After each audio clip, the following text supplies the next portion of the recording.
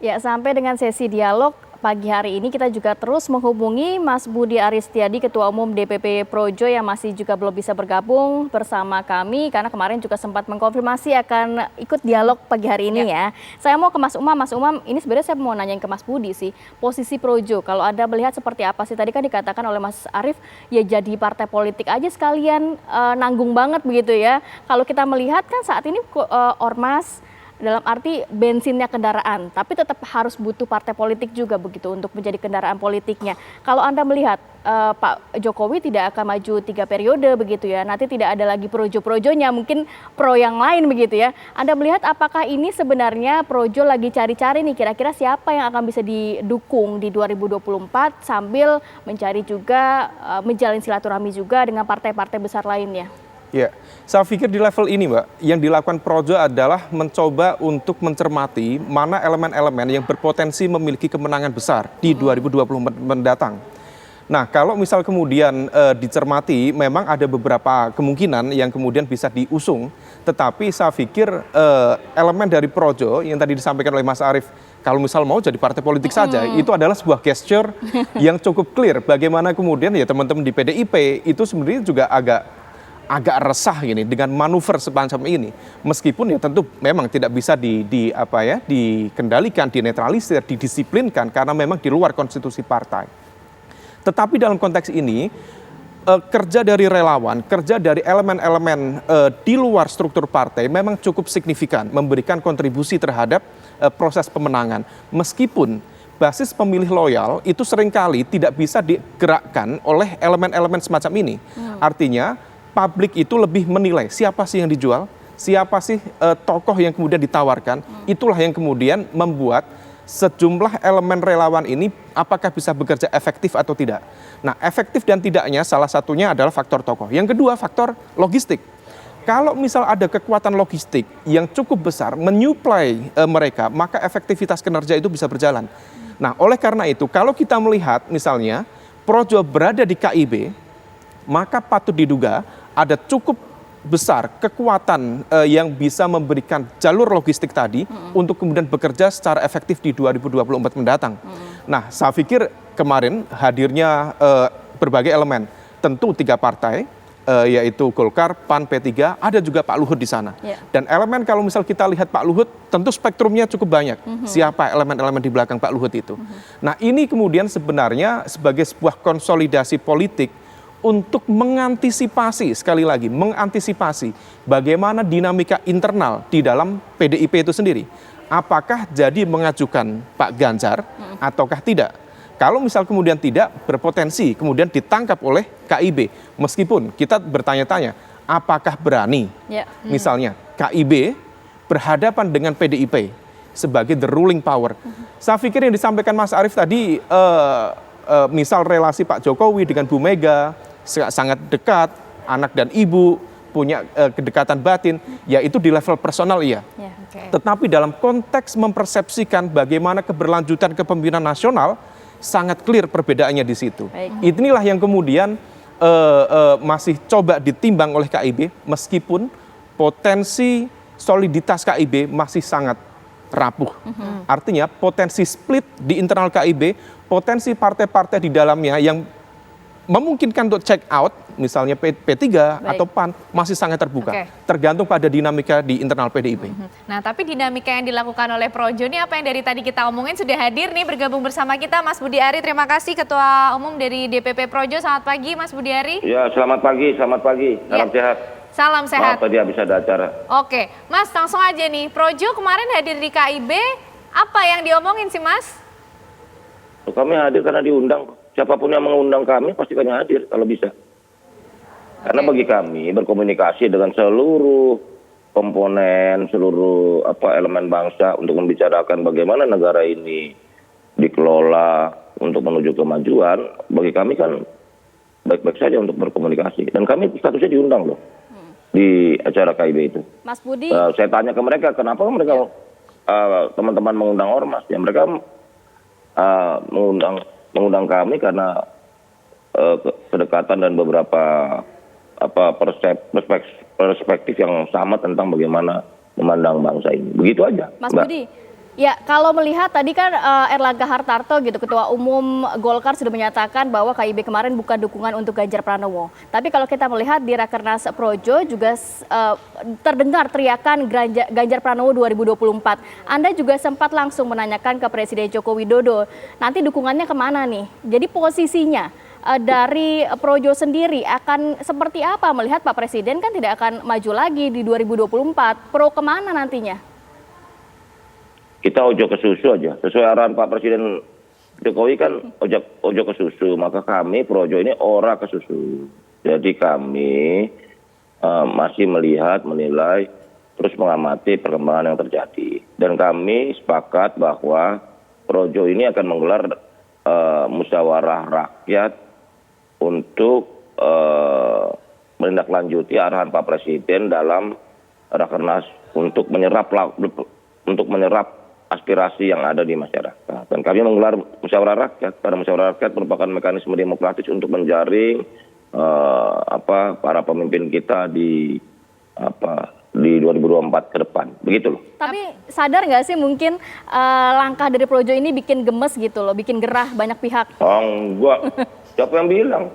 Nah, itu kan persepsi media ingin heboh-heboh aja. Kita mau biasa-biasa aja. Mas Budi, tadi Mas Arief Ini kan sempat... Oke, Mas Budi, Kenapa? tadi Mas Arief dari PDIP sempat nih nanya, nggak sekalian bikin partai aja Mas Projo nih? Oh, kalau soal partai nanti, biarlah Pak Projo menjemput sejarahnya sendiri. Kan kita nggak tahu apa yang terjadi. Semua politik di Indonesia ini penuh tidak kemungkinan penuh dengan banyak kejutan-kejutan. Begitu loh. Oke, tapi memang sudah ada Mas nama-namanya yang akan dibawa nanti dalam musyawarah rakyat ini? Ya musyawarah rakyat ini kan menyaring seluruh aspirasi yang ada di masyarakat. Siapa tokoh-tokoh yang akan menjadi suksesor Pak Jokowi di 2024. Karena di situ kita membicarakan juga soal agenda kebangsaan kita, agenda programatiknya, prioritas dari masyarakat. Karena kan pasti masyarakat Jawa, Kalimantan kan berbeda tuh.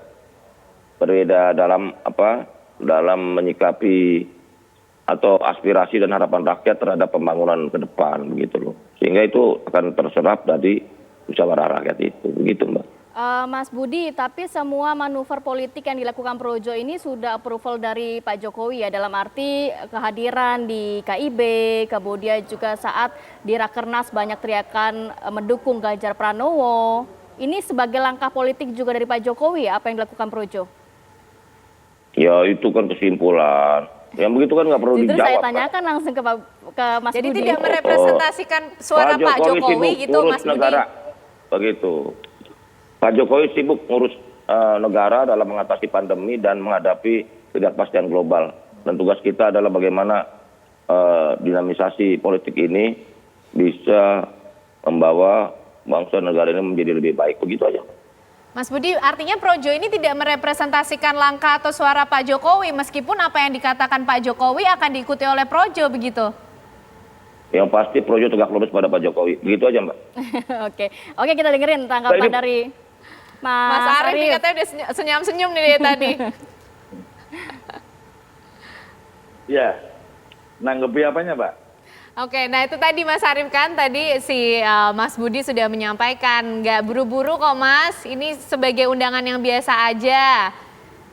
Loh, berarti kan benar seperti yang saya sampaikan di awal. Saya mengibaratkan seperti di kampung ada orang selamatan itu. Lah kalau diundang datang ya biasa saja, apa masalahnya? Gitu loh. Ya. Nah, kalau kan saya jawab pertanyaannya TV Ban. Kalau pertanyaan TV Ban terkait dengan mencalonkan, mengusung, memenangkan ya dalam konstitusi kita ya partai politik. Ya, kalau mau seperti itu ya memang harus menjadi partai politik. Kan begitu. Tapi begini, menyangkut soal capres-capresan itu masing-masing punya mekanismenya sendiri setiap partai. Tetapi saya ingin sampaikan bahwa PDI Perjuangan itu partai yang memiliki ideologi. Karena itu ada haluan politik, sekaligus ada garis politik. Nah, oleh sebab itu banyak yang kita kerjakan sebenarnya adalah untuk menghadapi pemilu tahun 2024. Ya, menguatkan partai, ngurusi rakyat, membela rakyat, supaya kita bisa menang kembali. Nah, nanti tentu pada saat yang sama, pada momentum yang tepat, kita akan tentukan juga capresnya siapa, cawapresnya siapa, ya, dengan berbagai pertimbangan yang itu menjadi prerogatif Ketua Umum. Tentu Ketua Umum akan mendengarkan aspirasi banyak pihak, termasuk atas komunikasi Ketua Umum dengan Presiden Jokowi. Tentu Presiden Jokowi juga akan menyampaikan banyak hal kepada Ketua Umum kami. Tetapi jelas, kalau keluarga besar PDI Perjuangan yang diatur di dalam ADART, maka sudah pasti wajib tunduk, taat, dan patuh pada konstitusi partai. Dan juga patuh pada Ketua Umum partai. Karena beliaulah sentral gerakan kepartaian kami. Itulah yang disebut barisan banteng PDI Perjuangan. Jadi clear itu, tidak ada yang perlu dipersoalkan kembali. Karena itu menyangkut keluarga besar PDI Perjuangan. Jadi nah, kita tentu tidak bisa mengatur-ngatur yang bukan keluarga besar PDI Perjuangan. Itu saja. Baik, Mas Arief. Poinnya sudah kita tangkap juga dan memang 2024 ini masih beberapa tahun lagi, masih cair begitu, kemungkinan masih bisa terjadi. Tapi sedikit mungkin Rati pertanyaan, karena saya penasaran. Kalau Mas Arief tadi bilang komunikasi dengan partai-partai yang lain ini kan baik, kalau komunikasi dengan kader-kader di dalam partainya gimana Mas, termasuk sama Pak Ganjar? Loh, baik-baik saja, terkomunikasikan semua, karena ada yang bertugas khusus berkomunikasi dengan si A, si B, si C, dan sebagainya. Baik, terima kasih banyak. Mas Umam mau terakhir singkat sedikit? Iya, saya hanya ingin menanggapi beberapa hal. Pertama yang disampaikan oleh Pak Budi Ari tadi, itu hanya undangan. Tetapi bagi kita dalam konteks politik, kehadiran seseorang atau elemen apapun, entitas apapun, tentu tidak sesuatu yang kebetulan, pasti didasarkan pada kalkulasi dan perhitungan politik yang matang. Jadi kehadiran Projo misalnya di KIB itu adalah sebuah simbol keberpihakan. Nah, kemudian kalau misal yang diusung siapa, saya pikir yang disampaikan Pak Jokowi di acara Projo itu cukup clear. Yang kita dukung hadir di sini. Siapa lagi? Nah, itulah yang kemudian menciptakan sebuah spekulasi. Meskipun yang tadi disampaikan oleh Mas Arief, komunikasinya baik-baik saja, tetapi fakta menunjukkan tidak baik-baik saja. Jadi sedang tidak baik-baik saja. Baik yang diserap oleh elit di PDIP, teman-teman kader di internal PDIP di Jawa Tengah mempersepsikan figur seorang Ganjar sangat berbeda dengan yang diharapkan oleh Projo dan teman-teman di KIB itu sendiri.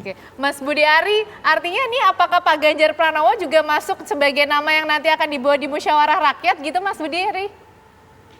Loh, Mas Ganjar kan dari kami, dari Projo kan sebagian 50% dari anggota Projo atau teman-teman Projo kan memang bersimpati kepada Mas Ganjar begitu loh. Sementara yang sisanya masih belum menentukan alias menunggu perintah Pak Jokowi gitu loh. Karena terus terang memang Mas Ganjar juga punya kedekatan ideologis atau ide-ide dengan kami dalam memandang kepemimpinan nasional dan bagaimana negara ini dibawa gitu. Sehingga bagi kami nama Mas Ganjar tetap ada dalam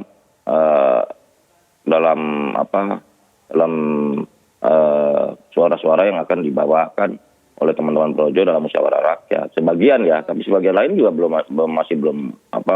masih menimbang-nimbang gitu. Jadi masih dinamis lah. Ini masih cair lah Mbak, Pilpres 2024 ini. Karena kalau menurut saya ini masih jam 3 pagi ini, masih subuh ini. Baik, gitu kita tunggu manuver selanjutnya lah kalau begitu dari Projo ya. Terima kasih banyak. Kita ya pagi-pagi ngomongin manuver-manuver ini ya. Tapi yang pasti Mas Arief tadi juga menunggu usulan-usulan dari setiap kalangan, ormas-ormas yang ada. Oke, kita tunggu nanti bagaimana cairnya ini bermuara kemana. Terima kasih banyak. Oke, baik Mas Arief. Mas Arief. Kalau yang tidak dalam satu barisan ya tentu merasa tidak baik-baik saja. Dicatat oleh Mas Budi Ari. Terima kasih Mas Arief Wibowo, Wasekjen PDIP, Mas Budi Ari, Ketua Umum DPP Projo, dan juga Mas Khairul Umam, pengamat politik dari Universitas Paramadina, sudah bergabung semuanya di diskusi kita yang luar biasa menarik pada pagi hari ini. Sehat selalu semuanya.